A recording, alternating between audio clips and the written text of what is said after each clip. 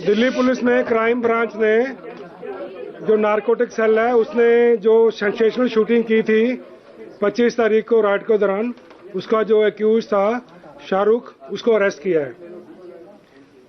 ये 25 तारीख को बता रहा है कि प्रोटेस्ट जो थे रॉयट का, जो प्रोटेस्ट कर रहे थे लोग, उसका पार्ट था। तो इसने तैश में आके अपनी पिस्टल निकाल ली थी। तो जब हमारा एक हेड कांस्टेबल है दहिया, वो इसकी तरफ गया था तो उसने उसके भी पिस्टल तानी थी, इसके ऊपर भी फायर नहीं किया था। उसके बाद ये वहां से भाग गया था। इसकी वहां से उस इंसिडेंट के बाद ये अपनी एक गाड़ी है इसके पास, उसमें कुछ दिन दिल्ली में घूमता रहा कुछ देर, फिर ये पंजाब की तरफ चला गया, फिर ये बरेली होता हुआ शामली में पाया गया था। तो हमारे पास टेक्निकल इनपुट थे और मैनुअल इंफॉर्मेशन थी, और ये अभी अपना ठिकाना चेंज करने वाला था शामली से। उससे पहले हमारी नारकोटिक की टीम में एसीपी गोजा साहब हैं, इंस्पेक्टर राम मनोहर हैं, 2 एसआई हैं इस्माइल और बरकत, उनकी टीम ने इसको जाके शामली से अरेस्ट किया है। इसको अभी कोर्ट में पेश किया जाएगा, इसका पीसी लिया जाएगा, इसकी फर्दर इंटरोगेशन की जाएगी। टोटल कितना राउंड फायर किया था जिस वक्त में, और वो पिस्टल किसका था? बता रहे थे पहले कि ये पिस्टल जो है वो कंट्री मेड नहीं था। पिस्टल रिकवर हो गई? ये पिस्टल रिकवर की कोशिश कर रहे हैं। ये मुंगेर का पिस्टल है।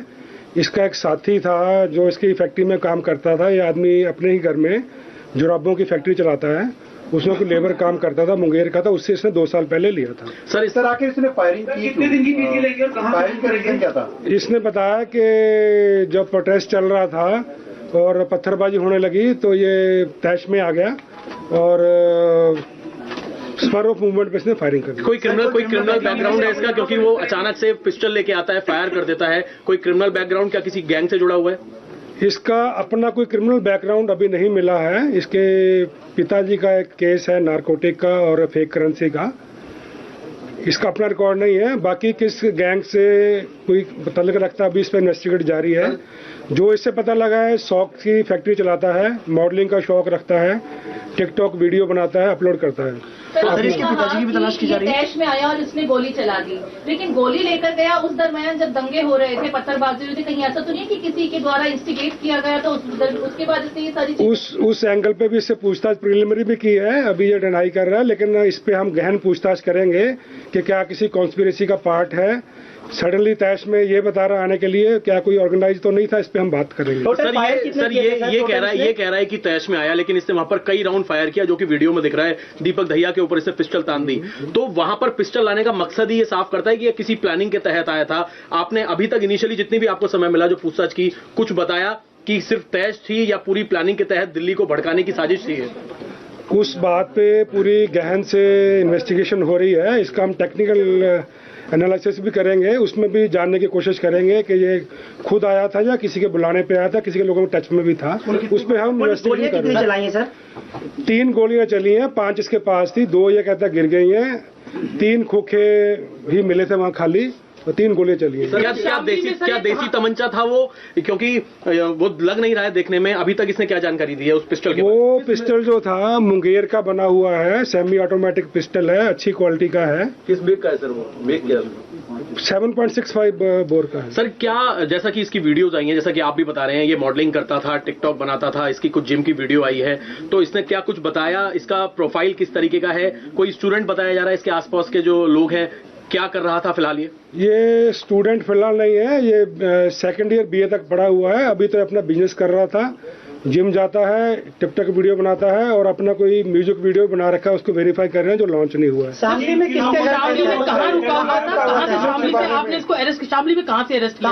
कहाँ ये एग्जैक्ट रूट सर? हाँ, यहाँ से दिल्ली से निकलने के दिल्ली से यहाँ घूमता हुआ नॉर्थ प्लेस पहुंचा था। ये कहता वहाँ पार्किंग में सोया था गाड़ी में।